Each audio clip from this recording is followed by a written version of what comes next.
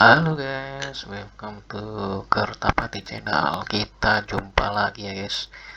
Ini di edisi Senin 17 Juli 2023. Kita akan sajikan lagi untuk berita ekonomi di harian nasional.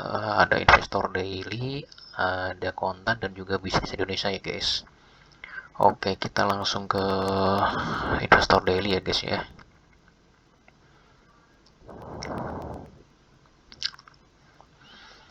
Kita lewati aja.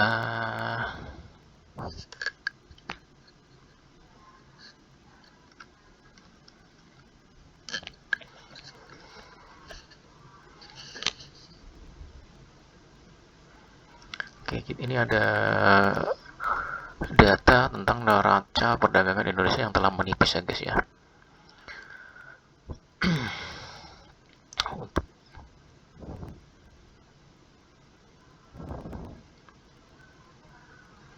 Kita lihat di sini data neraca dagangnya untuk ekspornya di bulan Mei itu 21,7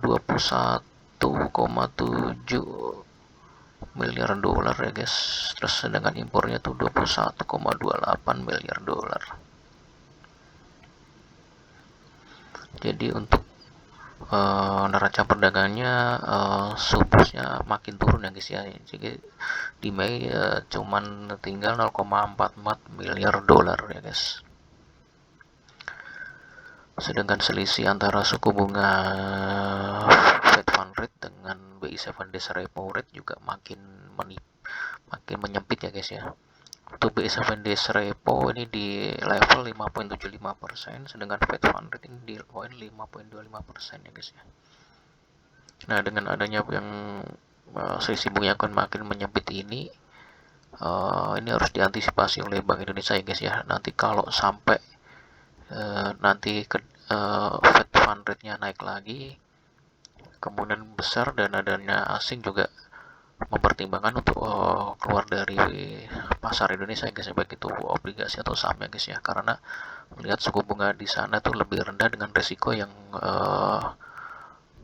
lebih rendah ya guys ya, apalagi tingkat inflasi di Amerika juga udah mulai melandai guys. Oke, kita lanjut untuk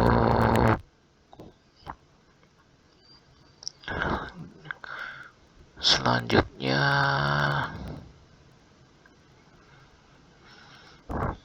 Ini ya guys ya, tentang El Nino ya guys ya. El Nino menambah berat dampak cuaca ekstrim ya guys ya.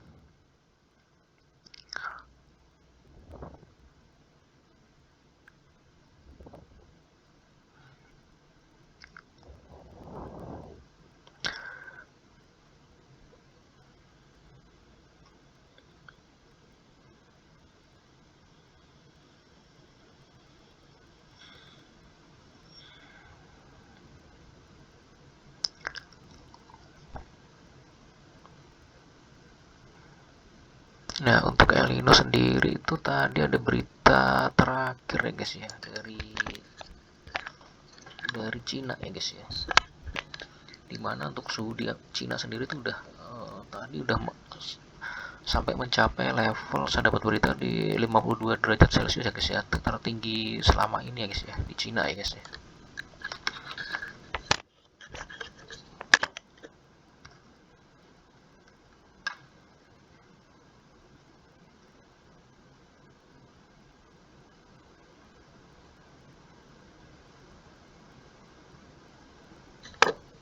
Ya, tepatnya di 52,2 derajat Celcius ya guys ya.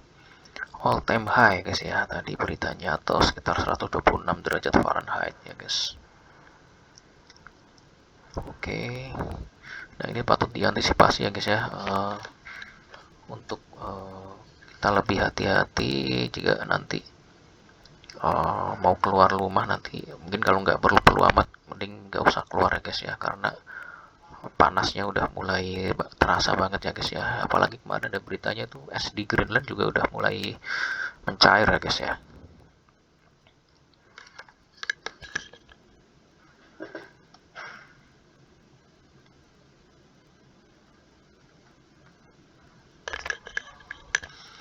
tapi untuk El Nino ini ini guys ya, ada berkah untuk emiten sawit ya guys ya, dan juga petani-petani sawit ya guys ya, dimana secara historis juga terjadi El Nino, nanti harga CPO juga akan naik ya guys ya, cuman produktivitas jadi lebih kecil ya guys ya.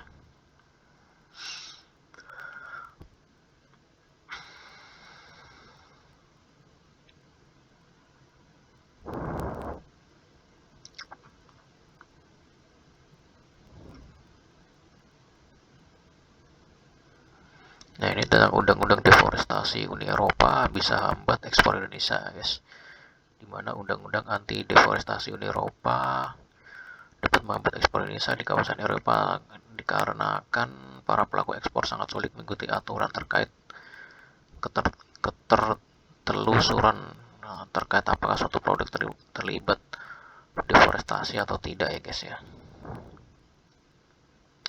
Ini komunitas-komunitasnya seperti kelapa sawit, kopi, kakao, kedelai, terus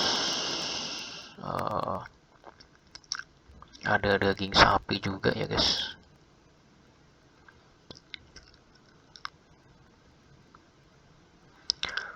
Nah, terus ada kayu juga masuk, karet juga masuk ya guys.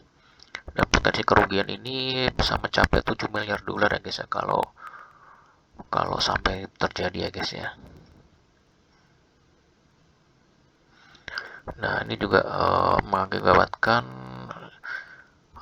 akan menyulitkan 15 sampai 17 juta petani ya guys ya, karena komunitas tersebut harus diverifikasi berdasarkan uji kelayakan ya guys ya, due diligence ya. Uni Eropa juga mewajibkan penerapan geolocation lahan kelapa sawit yang akan mengklasifikasi negara tersebut dalam 3 kategori, yakni berisiko rendah ya guys ya, berisiko sedang atau tinggi gitu.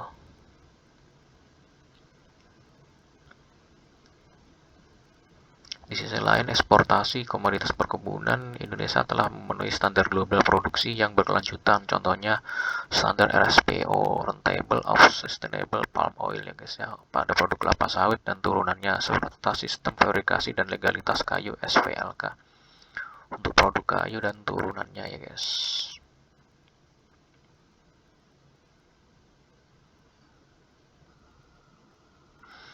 Jika negara itu diklasifikasikan sebagai dengan risiko tinggi, 8% dari produk yang diekspor harus lulus verifikasi bebas deforestasi. Kemudian 6% jika risiko standar dan 4% bagi risiko rendah ya guys ya.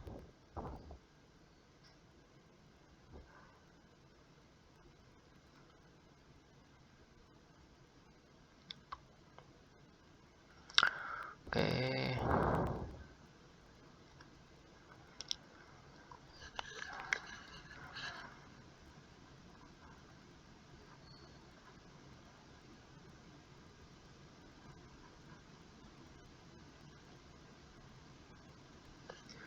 Untuk market harga untuk update market ini, harga sun berpotensi sideways ya guys. Keadaan ekonomi global yang mulai kondusif akan membuat ISG bakal melanjutkan penguatan ya guys. Dimana untuk penguatan indeks ini akan ditopang oleh kondusifnya sentimen global, yaitu penurunan inflasi Amerika pada Juni 2023 menjadi 3%. Terus prediksi bahwa Fed akan mengurangi sikap hawkish-nya. Terus dalam menentukan suku bunga ya guys ya, Fed fund rate-nya ya guys ya. Terus di sisi lain, harga sun juga diprediksi akan sideways dengan kecenderungan naik ya guys ya. Pada pekan ini, imbal hasil yield sun 10 tahun ini diperkirakan di kisaran 6 sampai 6,3% ya guys.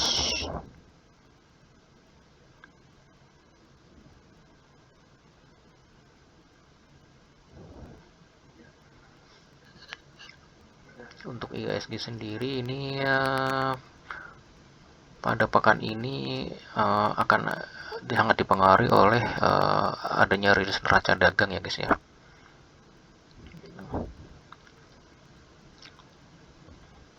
Dimana untuk neraca dagang kemarin udah mulai surplusnya udah mulai mengecil ya guys ya. Kita tunggu apakah akan masih sama atau enggak.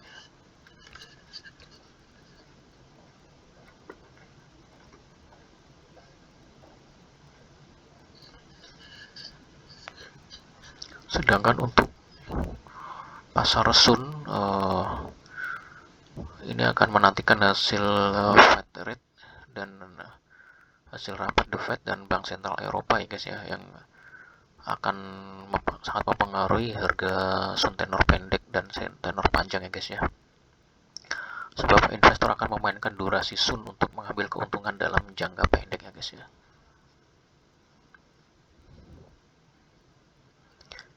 Untuk perkiraan untuk kinerja Sun jangka panjang juga masih relatif solid karena ada prospek kebijakan moneter yang lebih longgar di dalam negeri seiring dengan melandainya inflasi. Terus ketika suku bunga turun, Sun tenor jangka panjang lebih prospektif ya guys untuk menghasilkan keuntungan daripada yang tenor pendek ya. Untuk yield Sun 10 tahun perkiraan pada pekan ini bergerak di level 6 sampai 6,3% ya guys.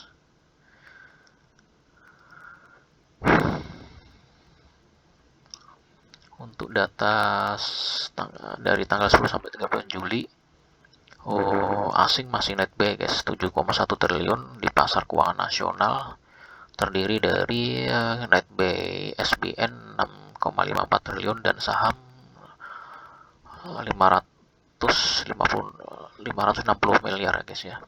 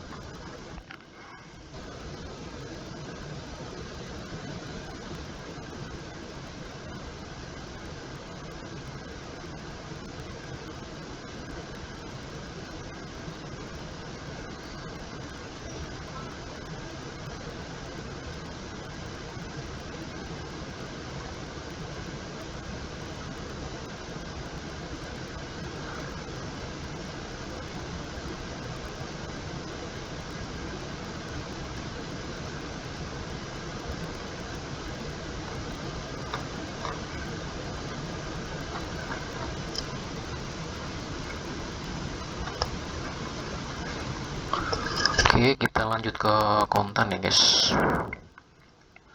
Kita lihat kontennya ada apa ya.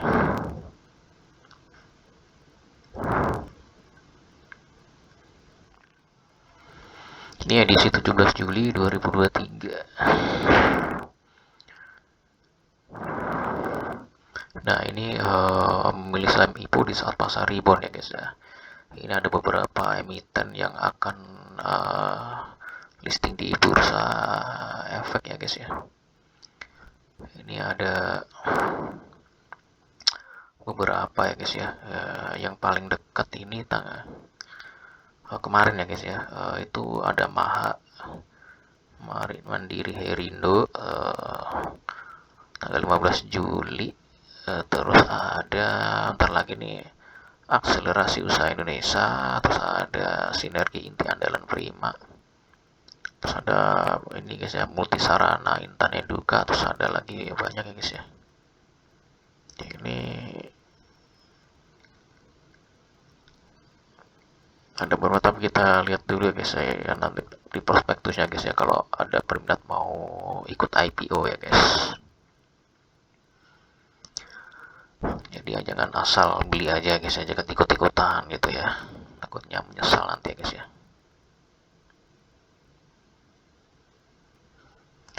Nah, untuk prediksi neraca dagang ini di bulan Juni ini diperkirakan, ekonom memperkirakan bisa surplus 1,9 miliar dolar ya guys ya.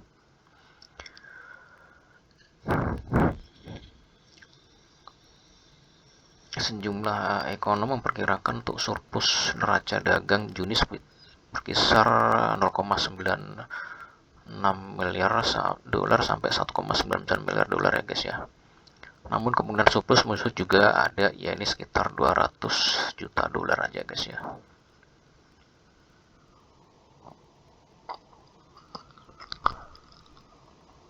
Untuk dari ekonom BCA ini memperkirakan untuk neraca dagang Juni surplus 971 juta dolar ya guys ya. Meningkat daripada bulan sebelumnya ya guys ya.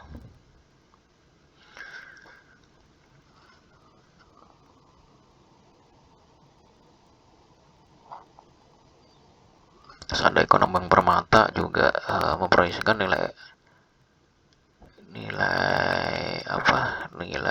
ekspornya di Juni sekitar 20,7 miliar dolar, merosot 20,5% ya guys ya, year on year, atau turun 4,5% month on month ya guys ya. Penyebab kontraksi adalah penurunan harga minyak sawit mentah ya guys ya, sampai 12,5% ya guys ya, month on month ya guys ya, dan harga batu bara yang turun 13,1% month on month ya guys. Ditambah lagi untuk volume ekspor turun sejalan dengan aktivitas manufaktur yang melandai ya guys, dari mitra dagang utama Indonesia seperti di Eropa, Amerika Serikat, Cina, Jepang, India, dan Korsel ya guys ya. Sedangkan untuk impor, ekonom Bank Permata memperkirakan hanya 19,5 miliar dolar ya guys ya, turun 6,6% year on year.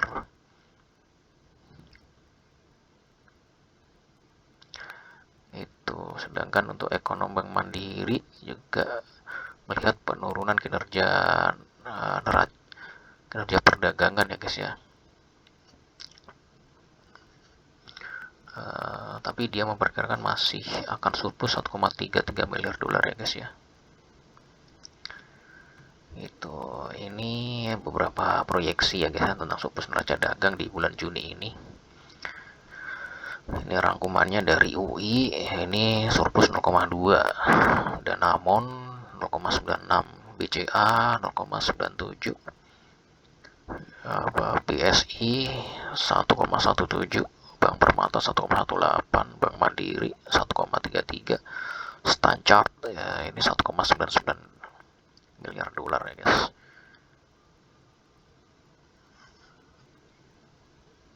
Nah ini kita lihat, ini ada data kinerja ekspor impor 2023 ya guys.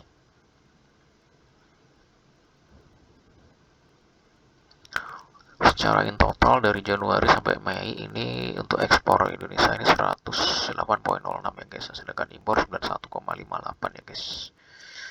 Masih surplus 16,48 ya guys, miliar dolar ya guys. Walaupun di bulan Mei kemarin neraca dagang kita surplusnya makin mengecil ya guys ya, cuma 0,44 miliar dolar.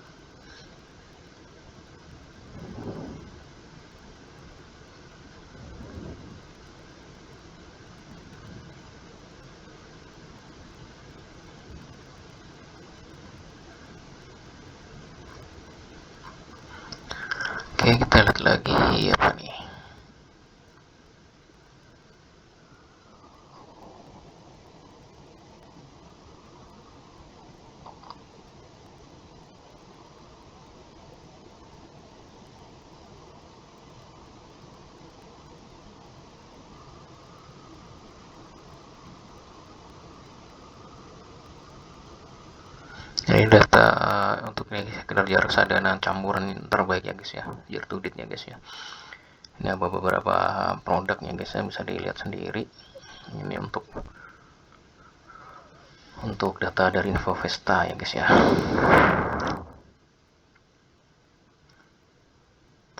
Nah ini ada berita untuk setelah inflasi turun, investor mulai lirik aset berisiko ya guys ya. Nah, sebulan terakhir aset berisiko seperti saham ataupun kripto naik ya guys ya. Di bulan Juli 2023 terlihat ISG naik 3,5% dibanding akhir bulan Juni ya guys ya.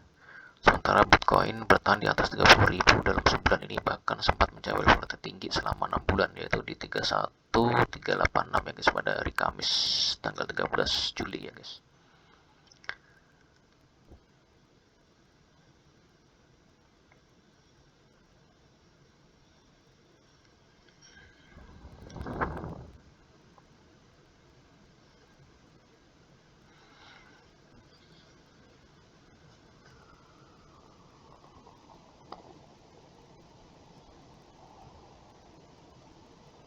Nah, saat inflasi mulai terkontrol, ini akan sangat ada beberapa aset yang sangat diuntungkan ya guys ya, seperti saham perbankan dan teknologi serta obligasi tenor panjang ya guys ya.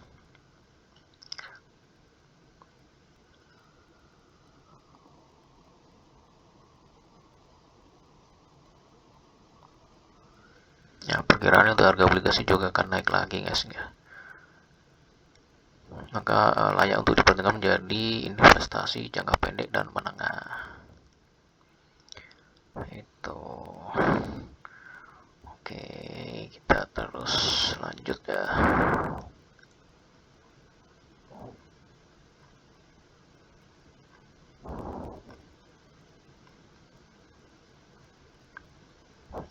Nah, ini ada data beberapa reksadana dengan return tertinggi year to date ya guys ya, sampai tanggal 14 Juli 2023. Di saham ada beberapa, mungkin ini ada Rekapital naik 18% year to date ya. Terus ada dari Cipta Dana ya guys ya, ada Cipta OVO ini 17%, terus ada Cipta Saham Unggulan ini 15,4%. Terus ada yang reksadana campuran ini ya, Purwanto campuran dinamis, terus Pratama Dana campuran, terus ada Sukor Invest Citra Dana ya guys 9,38. Terus untuk fixed income ini ada Foster fixed income ini 9,2%. Bana Prime Income Fund ini 8,9, terus Manulife Dana Tetap Utama 8,34 ya guys. Untuk pasar uang ini ada Insight Money ini 2,72, Star Syariah Money Market 2,7 ya guys.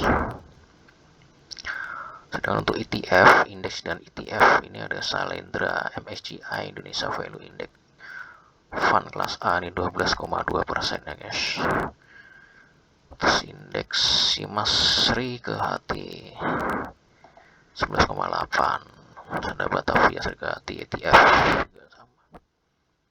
Terus untuk fixed income dalam USD ini ada Star Fixed Income Dolar ini 4,3%. Principal Dolar Bond ini 3,08 ya guys. Oke, kita lanjut. Ini ada beberapa saham multifinance yang menggelinding ya guys ya.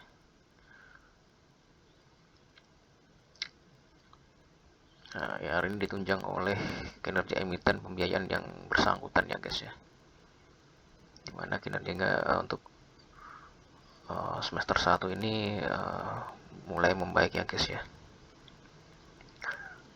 Seperti ini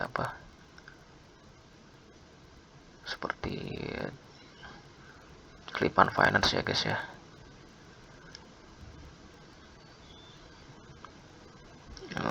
Dimana sahamnya naik sampai 110% ya guys dari awal tahun.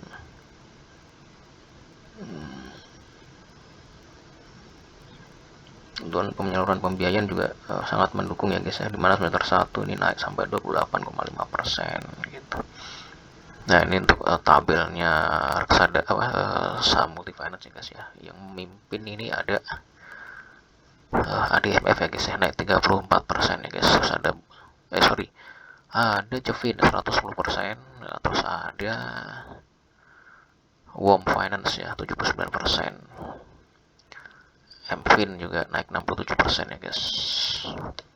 Mandala Finance.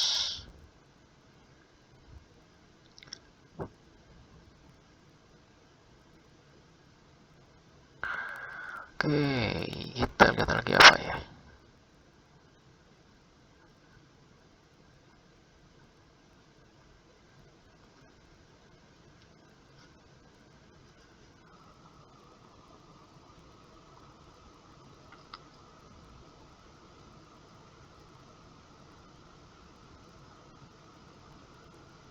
FGRO mengerek produksi.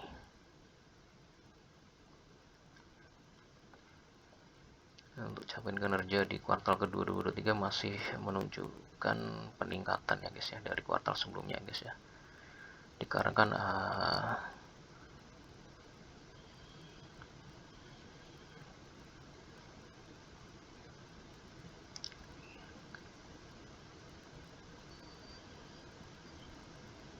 ada beberapa katalis ya guys ya. Di antaranya adalah peningkatan pendapatan ya guys, dimana per kuartal 1 ini SGRO mencatat peningkatan pendapatan menjadi 1,4 triliun dari sebelumnya 1,25 triliun ya guys. Itu terus ada katalis selanjutnya ini adalah kebijakan mandatory biodiesel B35 ya guys ya, yang mulai tanggal Februari 2023 ya guys. Yang diharapkan dengan adanya kebijakan B35 ini yang meningkatkan permintaan CPO Indonesia ya guys ya. Dan juga mereka menargetkan produksi TBS sebesar 5-10% ya guys ya, year on year. Oke.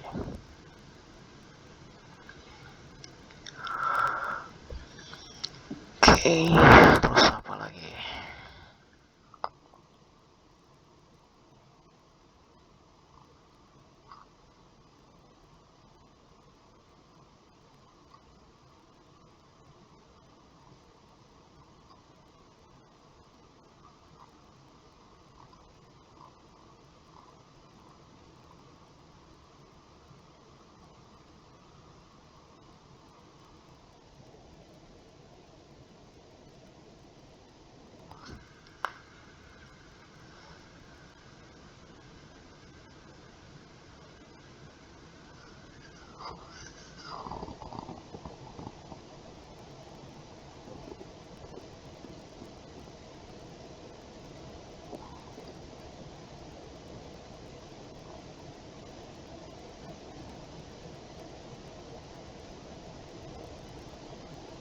Nah, bank-bank besar di Amerika cetak kinerja gemilang ya guys. Ini seperti JP Morgan yang laba bersihnya sebesar 14,5 miliar dolar ya guys.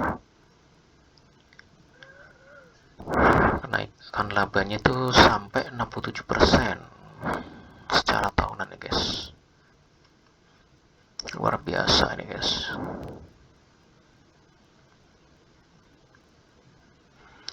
Dimana ini ditopang oleh pendapatan perdagangan ekuitas yang naik 2,5 miliar dolar. Terus pendapatan perbankan ini 1,5 miliar dolar, melampaui analis semua ya guys ya. Terus berikutnya ada Wells Fargo juga menaik, labanya naik 57% ya guys ya, secara tahunan menjadi 4,94 miliar dolar ya guys.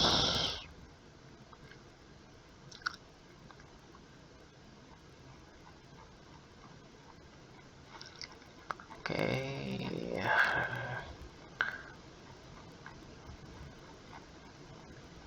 Oke, demikian dari konta. Terus kita lanjut ya guys ke bisnis ya guys. Bisnis Indonesia edisi 17 Juli ya 2023.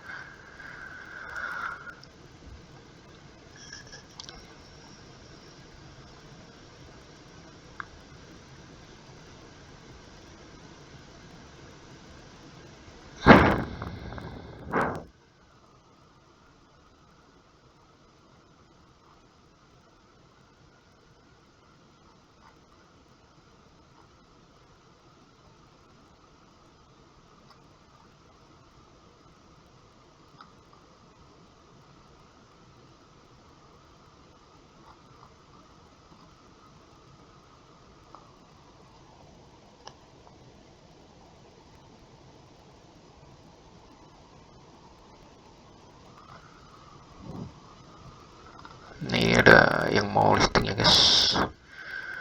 Anak dari Umpus Group ya guys, anak usahanya Umpus ya guys. Umpus Maritim Internasional. Ini dengan penjamin emisi dari Reliance ya guys ya. Perkiraan masa penawaran di 18 sampai 24 Juli ya guys. Silahkan kalau mau ini kita dilihat dulu ya guys ya prospektusnya ya guys.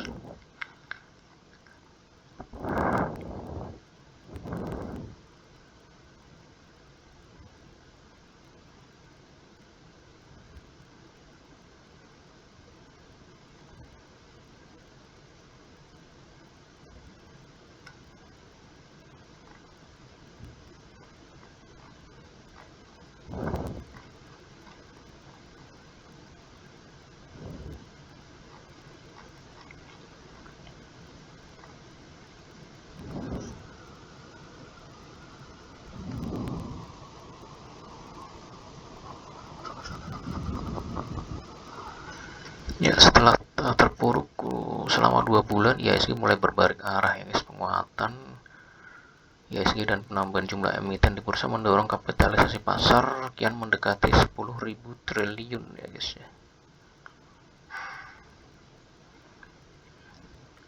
Karena katalisnya di perekonomian global yang sudah mulai membaik ya guys ya, dengan inflasi yang mulai melandai baik di Amerika sendiri ya guys ya. Dimana diharapkan nanti Fed Fund Rate juga akan sudah mendekati peaknya guys ya, puncaknya guys. Dimana hari ini akan menggairahkan pasar lagi ya guys ya, pasar keuangan ya guys di seluruh dunia guys.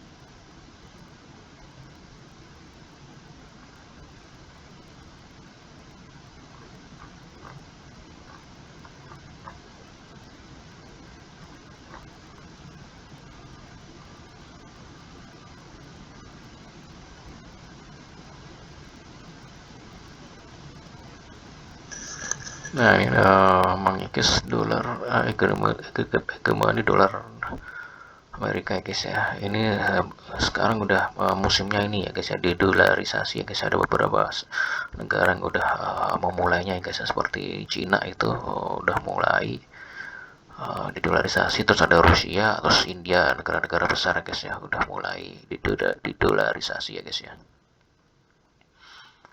Nah, pendukung transaksi dengan mata uang lokal ini seperti ada Indonesia, India, Mesir, Uni Emirat Arab, Bangladesh, Brasil, Rusia, dan Cina ya guys ya. Nah, apakah kedepannya ini akan mengancam dolar Amerika guys ya sebagai safe haven ya guys ya.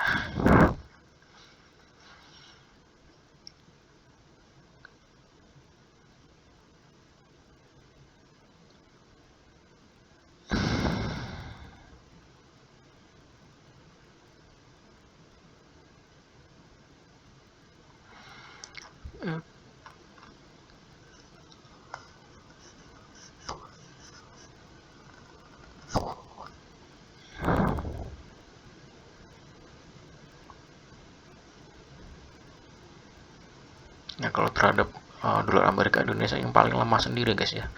Secara year to date ini ya turun 4% ya guys. Year to date nya guys ya. Yang menguat paling tinggi nih yen Jepang ya guys.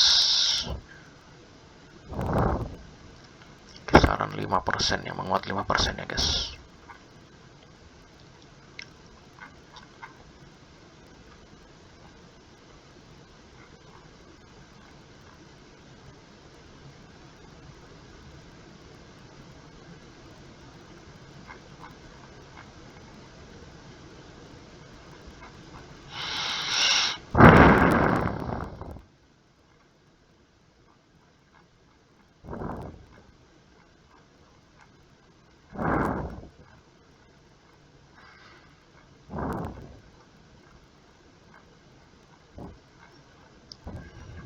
Oke guys, demikian ya guys update kita di berita ekonomi nasional hari ini guys ya, di kontan, bisnis maupun investor daily ya guys. Oke, kita akan ketemu lagi mudah-mudahan di waktu yang akan datang dengan konten-konten yang lebih menarik guys ya. Oke guys, terima kasih atas perhatiannya. Selamat siang dan sampai jumpa.